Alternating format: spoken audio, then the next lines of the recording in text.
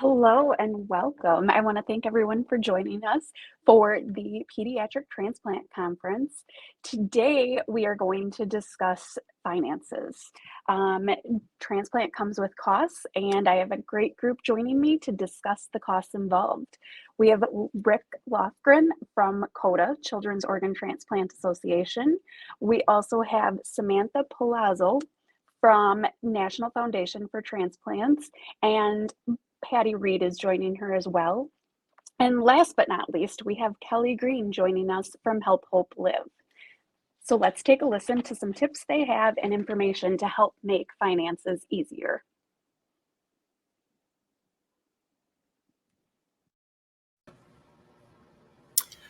Hi, I'm Rick Lofgren. I'm the president of the Children's Organ Transplant Association, and I want to welcome everyone to the conference this week. We've been a sponsor of the conference since it initiated a few years ago, and just think of what Transplant Families does is wonderful and a great way to help families across the country. Now, as my slides are starting up, just want to talk about a little bit of what we do and how we help transplant families. And I want you to know that our organizations work cooperatively together. So we want you to have the assistance that you need for transplant expenses, regardless of who you choose to work with. So a lot of the things that you're going to hear is it's going to apply across all three of the organizations. And while that icon is spinning on the screen, I'll just go ahead and move forward. What we do is we raise money, and that money is available for any transplant related expenses that your family have. And I'll go through some of those specific expenses. So hopefully that will make it a little bit easier to get your arms around exactly how we can help your families. But just to tell you a little bit about big picture things, we work with families across the country to raise money for anything that you have as a transplant related expense. And we work with volunteers in your local community to be able to do that so that you have access to those funds whenever you need it. So as an example, we work with a lot of our families that are pre-transplant, and we recommend that as families are starting this process, that they go ahead and reach out to us as early in the process as possible.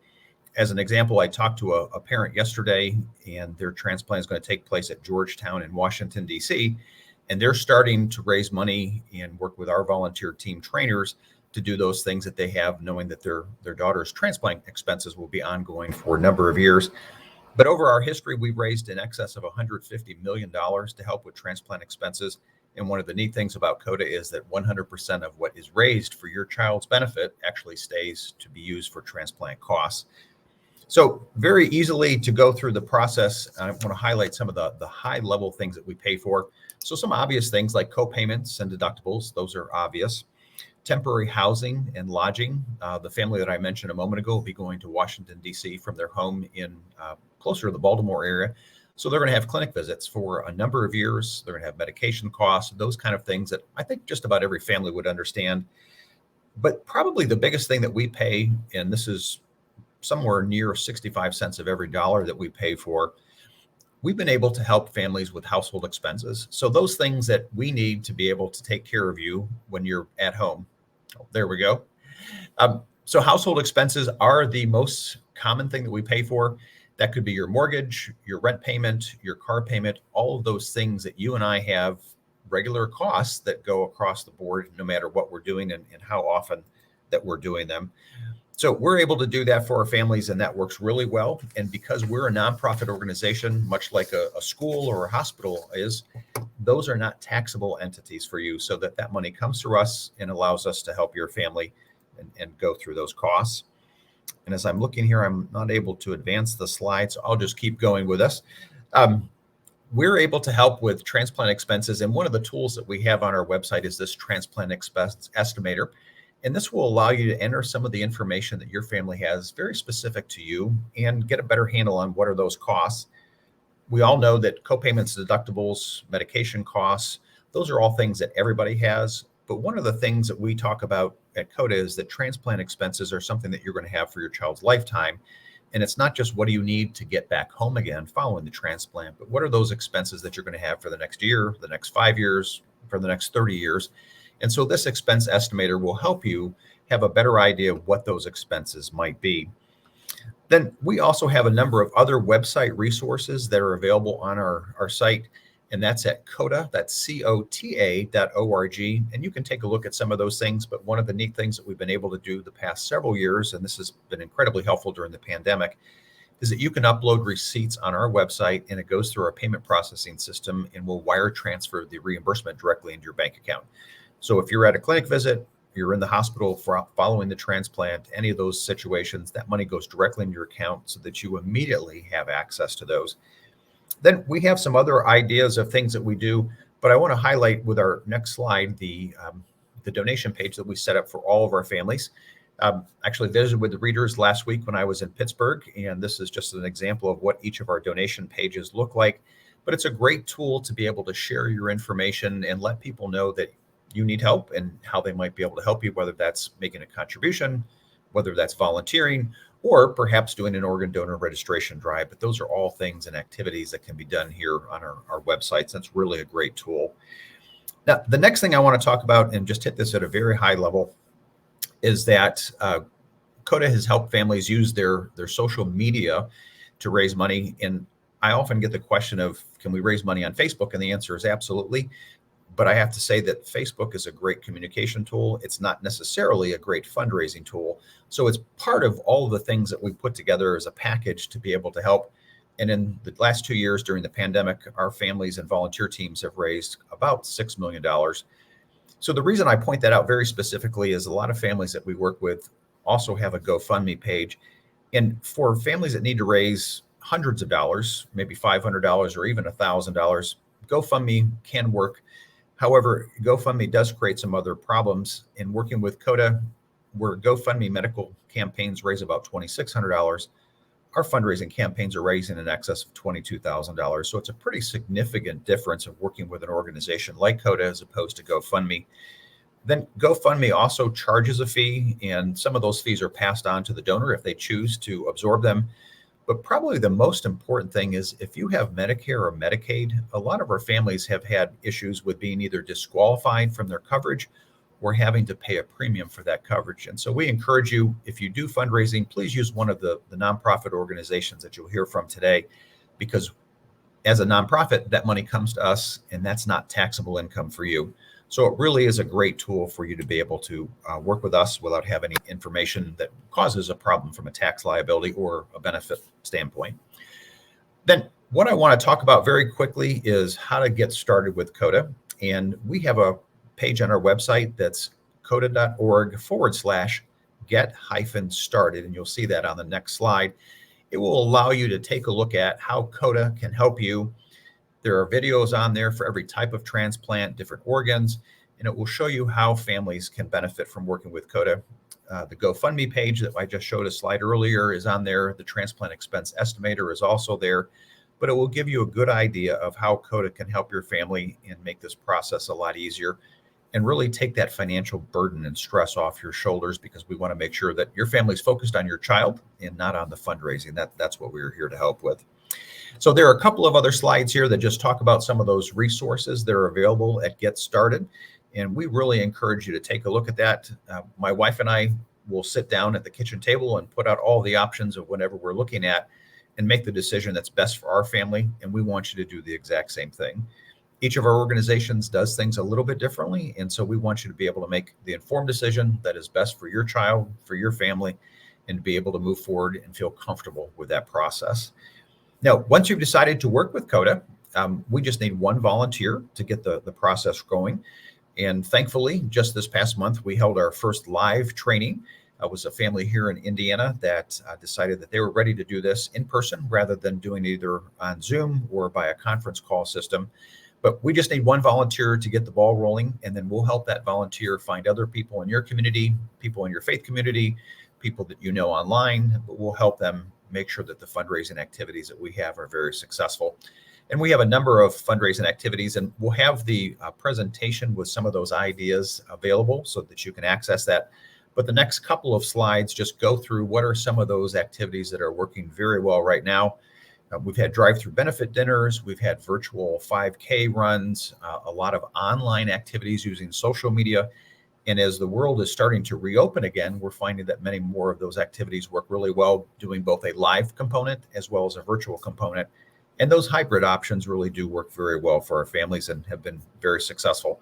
In fact, over the past 2 years during the pandemic, we've had our two best years for fundraising. So there are people out there that maybe aren't getting together yet quite as much as they were before, but they certainly are being incredibly generous to help our families. So I know there's a question and answer session at the end of this, so I will hold for any questions then, but please do put your questions in the chat box and we will be happy to answer them. But thank you again for taking time today, and we appreciate your support. Thank you, Rick. That sounds wonderful. Next, we're going to switch over to Samantha Palazolo and Patty Reed from the National Foundation for Transplants. Thanks, ladies. Hello. So I'm so sorry, let me pull these slides up. There we go. So I'm Samantha Palazolo, and this is Patty Reed, and we're with the National Foundation for Transplants. Like Rick said, our organization operates in a very similar manner, but there are some few differences. So we always tell our patients to, reach out to CODA, reach out to Help Uplive, get our information. We want you to choose the organization that's going to fit you best, because this isn't a short-term relationship. It's going to be for the rest of your life. We just want to make sure that we're here to help. Our mission at NFT is to save lives by removing financial barriers that delay or prevent access to transplantation. We designed today's model as the first charity of its kind in 1983. We provide guidance and tools to make your fundraising efforts successful, and we work in partnership with hospitals, transplant centers, community programs across the country. Our goal is to make this one part in the transplant journey a little bit easier for you when we know nothing else is. I'm the patient advocate here, and we talk to patients every day, and there are some common parent concerns: cost of housing during relocation, inability to afford medical copays or the medication costs, reduced income due to providing the care that makes paying the rent or the mortgage and the utilities a hardship during recovery, and then monthly insurance premiums. Those are necessary, and they can be a financial strain. You're not alone. When you work with NFT, your fundraising consultant is here to guide you through the process. We're here to help. We're not going to leave you stranded. We're going to take you from the beginning to the end and make sure that you're as successful as you can possibly be with your fundraising efforts. We're here with you every step of the way, before, during, and after. Some eligible expenses are your copays and deductibles, your prescriptions, travel, food, and lodging, and then living donor expenses now. Travel, food, and lodging. You've got the daily per diem reimbursement to cover food expenses and incidentals for you and your child while they're recovering or relocated. Mileage reimbursements for travel to and from transplant center treatment. And then lodging expenses while you're relocated and recovering. Up to 97% is used for transplant expenses, freeing you from the financial stress so you can focus on your child's health. That's our main concern. You're probably wondering, how does it all work? Well, the process starts like this. A parent can either go online to transplants.org and complete an application, or you can call our organization and have our patient intake coordinator talk you through the process. Once we get your completed application, we're going to verify your child's transplant status with their transplant center. We just need to prove that there's a working relationship and that the end goal is transplant. You're going to be assigned a professional fundraising consultant to guide you through the process and provide you with the tools that your campaign will need. Once we get you to where you're happy with the story that we've written and all the materials, we're going to create a donation page so that you can start accepting online donations. And that's when fundraising begins.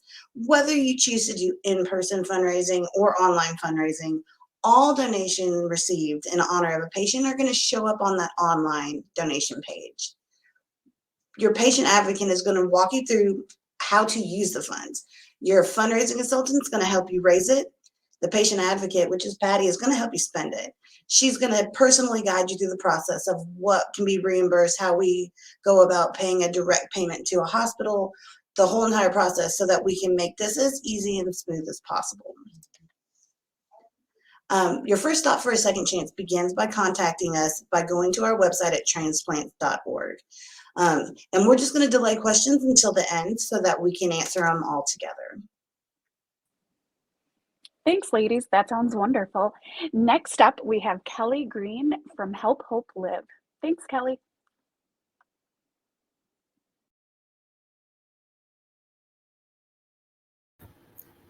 It's on mute.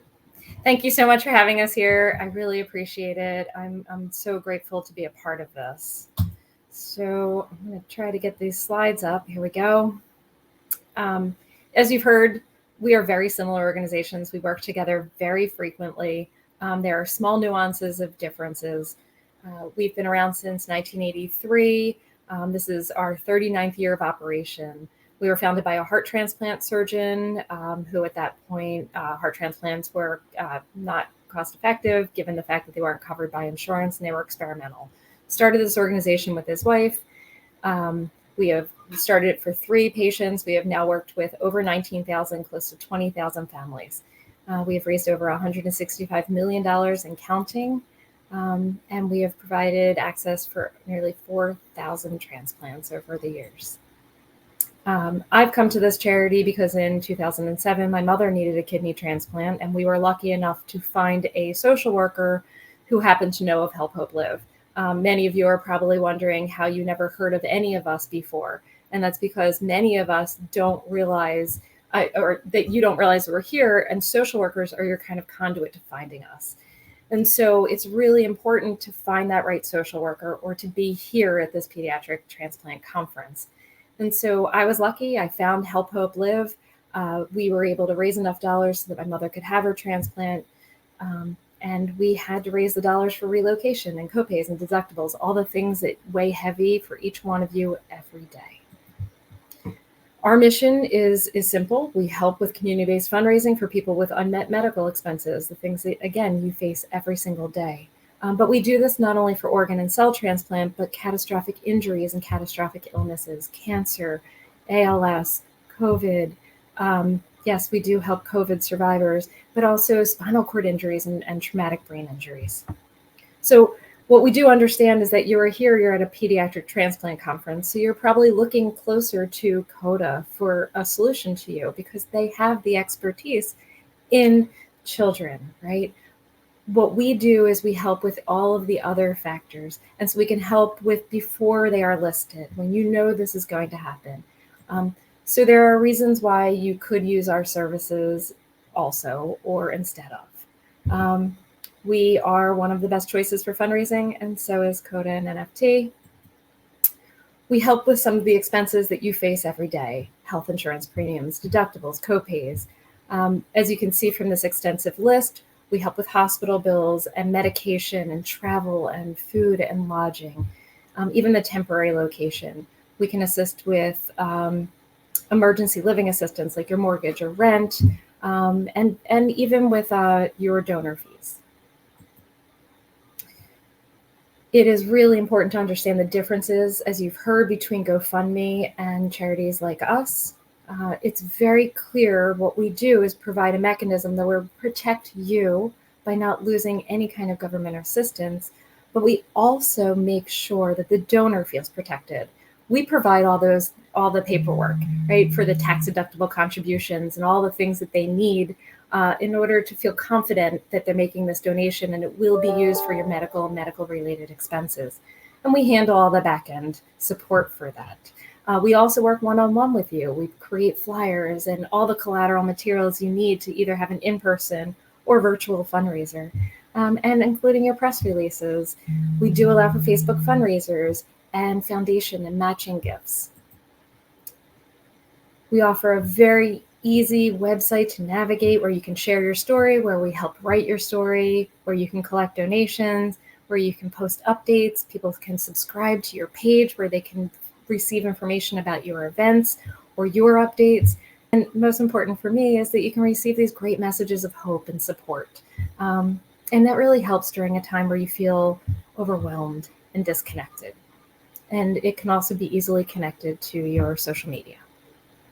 Again, fundraising support, we make it very easy. We have the expertise. This is what we do. We take this and we take this burden from you and we make sure you realize you're not alone and we can help. We also provide personalized videos. So one of the first things you say is, and most people do, and I've said it myself, is I don't want to ask for help. It's really hard, right? But what we do know is that everybody wants to help. That's what your friends and family and community want to do. They want to help. But how do you ask? So we take that burden off of you for the first ask, and we create these personalized videos so that you have something that explains your story, but also allows us to do that first ask for you. Facebook fundraisers have raised over almost $1 million. We provide partner platforms and where you can host your own online auction or silent auction, or you can collect donations. We make it as easy as possible. We offer media support. We have a public relations department that will help you not only create collateral materials, as I said, but also with PR. We raise awareness. We make sure that you have access and people can see your story. In the past just 12 months, we have made sure that we have a 40% coverage rate. It has resulted in significant donations, and we've reached over almost 165 million people through our PR. Bill pay support, it seems pretty standard across the board. We make sure that you can upload your receipts. You can send us an email. You can send it to us, and then we just pay either vendors direct or reimburse you for your expenses. We do have direct deposit available if that's something that you would like. In just February of this year, we expended almost $1 million, $940,000 in just patient expenses. We have a variety of partners that we work with to make sure that you have all that you need. And then we provide Hope Talks, resource guides, and we have ambassadors across the country that you can work with. These are some of our ambassadors just for transplant. Hope Talks brings together panels of experts that can help guide people through this process. Some of the common questions are, how long do I have access to the funds that are raised? Your lifetime. The funds are held for your lifetime. There are no additional fees. There is no fee every time we disperse or hold the funds. They are just held and made available for your lifetime. If the unfortunate event that your child passes away, we do provide for any eligible expenses for up to a year, any bills that you could submit for up to a year. We also disperse for funeral expenses, $10,000 for a burial, $7,000 for cremation. And we make sure that these are easily accessible when we work through this entire process with you. We make it so easy to just sign up online, submit an application, we work with you, we write your story, we create a donation page, we plan the fundraisers with you, we help you to identify a community of support, and we secure processing donations. It's so easy that you could start today. You could scan this on your screen right now and get started.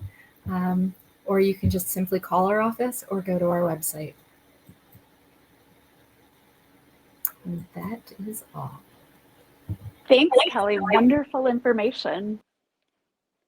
All right, we want to thank everybody for presenting today. It's been wonderful, and it gives people one less thing that they have to worry about in the transplant journey.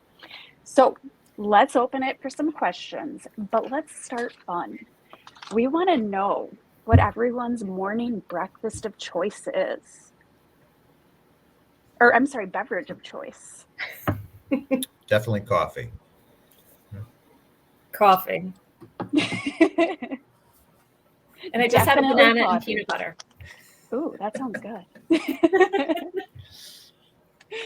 Okay, so we have some questions coming in. We want to thank everybody. Please throw your questions at us. For starters, how do you have your teams fundraise when you're traveling for care? As well as thanks for all of the help you guys are providing. Well, I'll start first and just say that one of the things that we try to do with all of our volunteer teams is to have a volunteer lead that rather than our parents, because we want mom and dad, guardian of the patient, to focus on the child. And our hope is that if you want to be involved, that you can be, but to the extent where you have time to do that, and having a volunteer take that burden off your shoulders really does make a significant impact.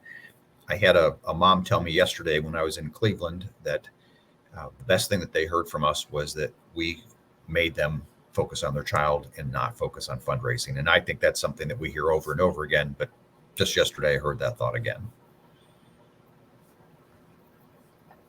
I think I could say the same thing. We make sure that somebody is identified on the team so that parents can kind of focus on what you need to focus on to survive and thrive and deal with this. But we make sure that the patient or the parent tells us who we're allowed to work with.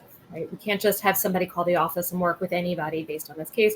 There is a list of people who we are able to have conversations with, and that is approved by either our patient or our patient's family. You're on mute. Oops, sorry. I'll say we do the exact same thing. And I guess earlier, yeah, we drink coffee too. We skipped all of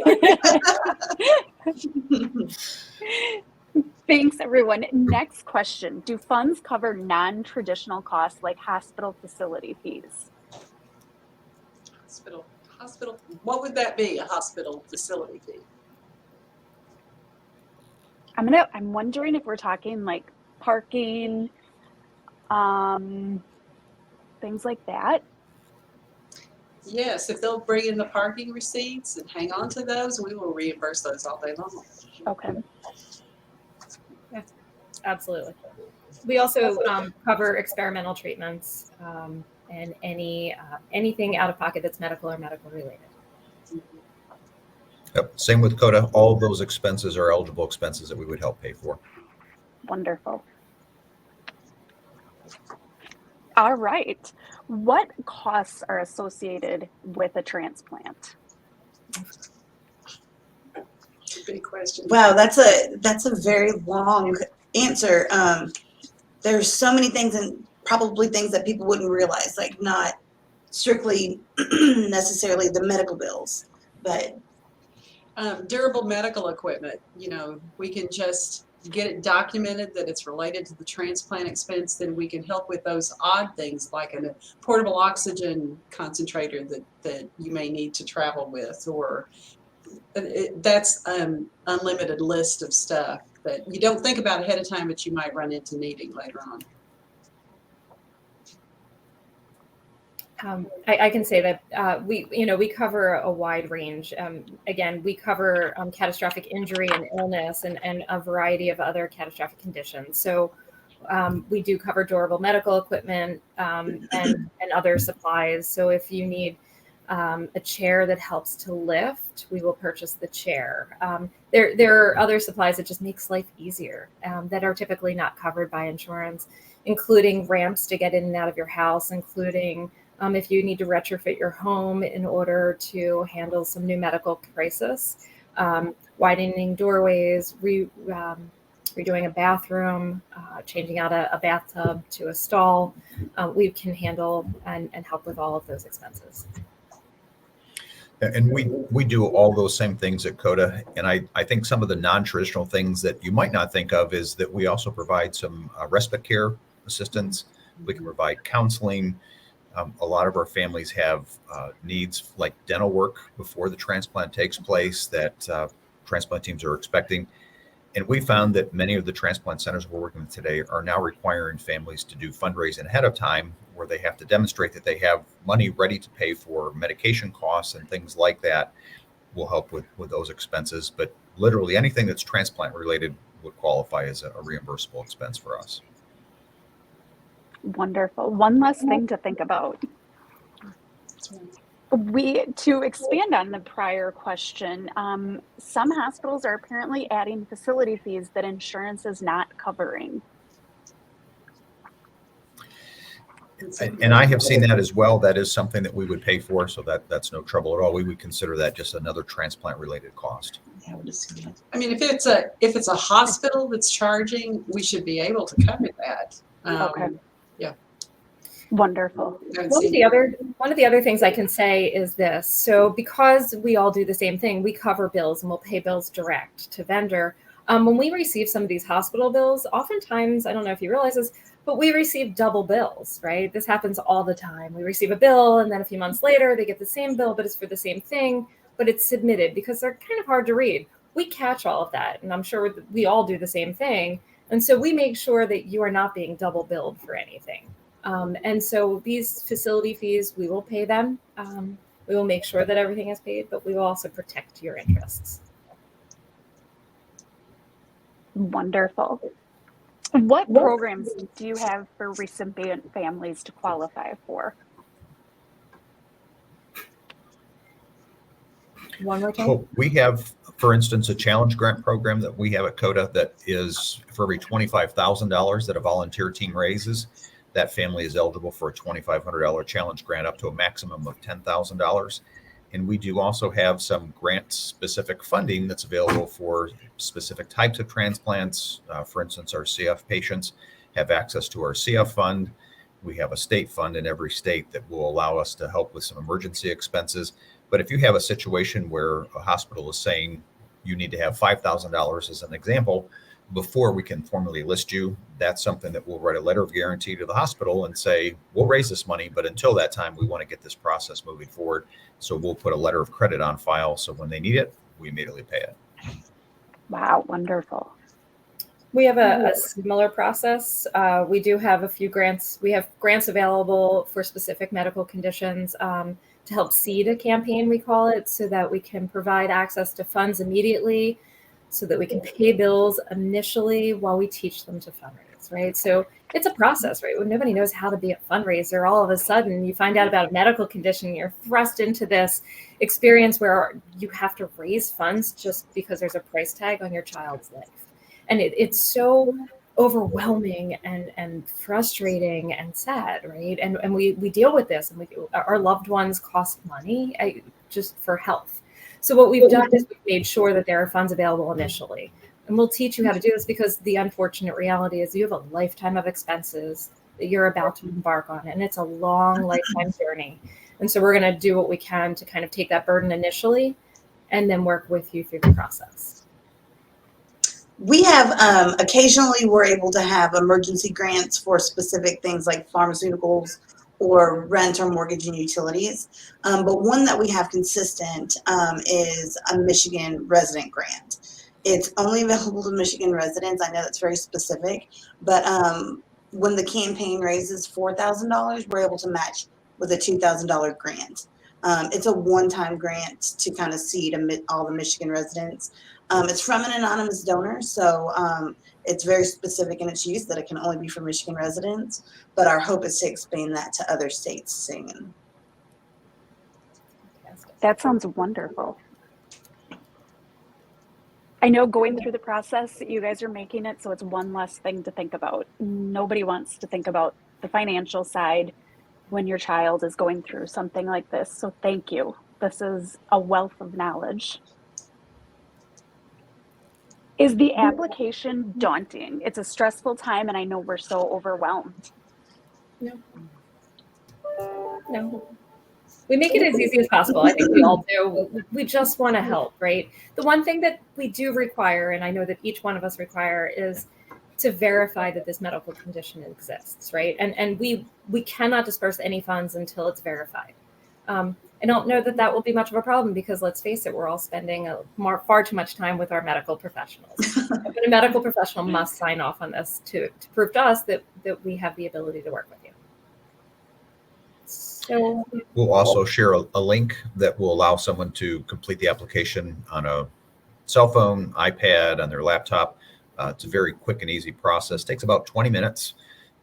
And that's something we want to make as simple as possible. And if you go to our Get Started page, you'll see all that detail there. So it's a very easy process.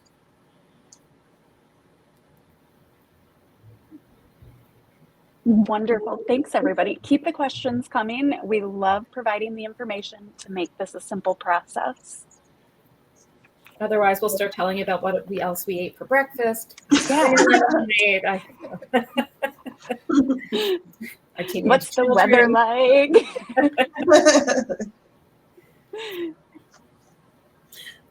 Well, while we're waiting for questions, I always like to talk about some of the fundraising activities that work really well. And my favorite story is an event that hasn't happened in a couple of years, but used to be a big one here in the Midwest, and that's cow pie bingo. If any of you have ever taken part in that, you get a large field and you put squares on the field, and then you put numbers on the squares, and then people will play bingo with the squares to see where the cows that are led across the field relieve themselves.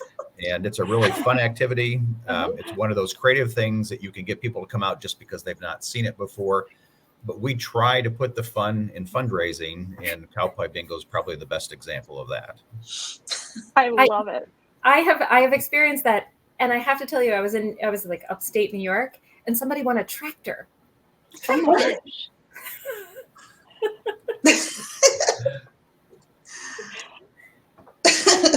Yeah, so That's awesome. Yeah. We had someone do a topless car wash where they didn't wash the top of the car. Oh my goodness. Oh, I like it. That's They awesome. attracted a big crowd to their topless fundraiser, their car wash, and it was just not what people anticipated. They just didn't get the top of their car washed. That's fantastic. Anything we can do to make it a fun journey, I'm all That's for. right. So we have a 5K going on right now, a virtual 5K, do it your way. And so one of our patients is doing it.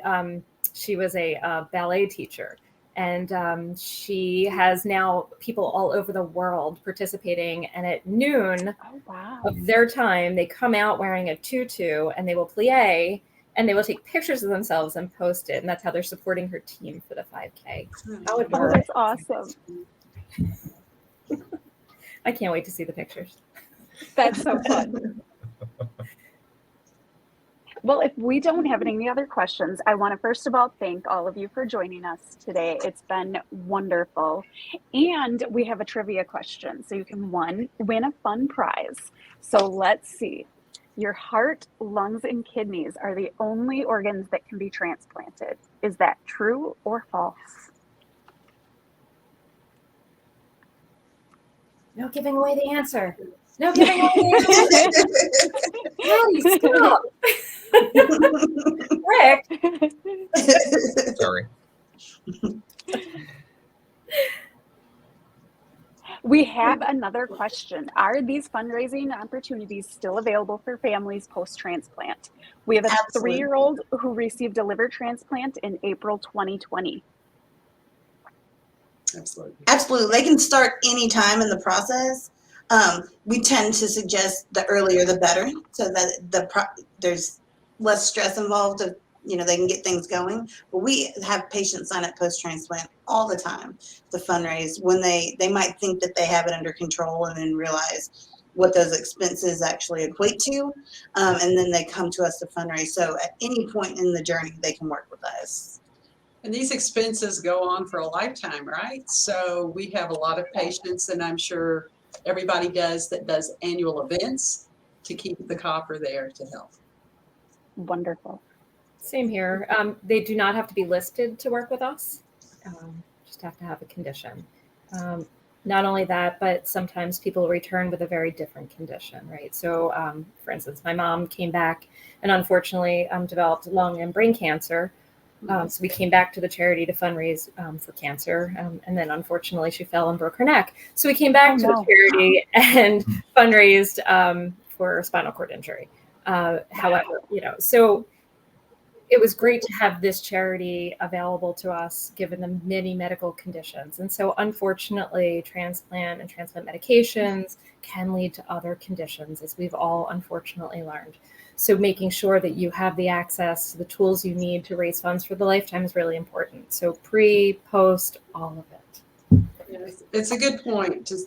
We help with the underlying illness, the transplant, and then complications that might come later. One of the things that we've seen recently, Stephanie, is a lot of our families with cystic fibrosis, with PKD, there are multiple people in the same family that are accessing funds. So we'll send up a fundraising campaign that's not just for a patient's benefit, but for multiple patients. And we're seeing more PKD families where it's a parent and a child that are accessing the funds.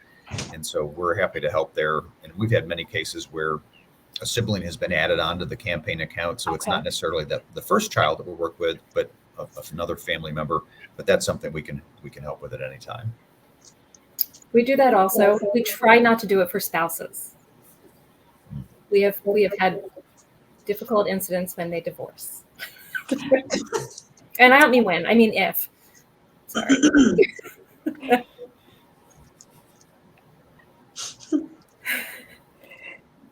Wonderful. Thank you so much for all of the information. If we don't have any other questions, we will wrap it up. Don't forget the trivia question.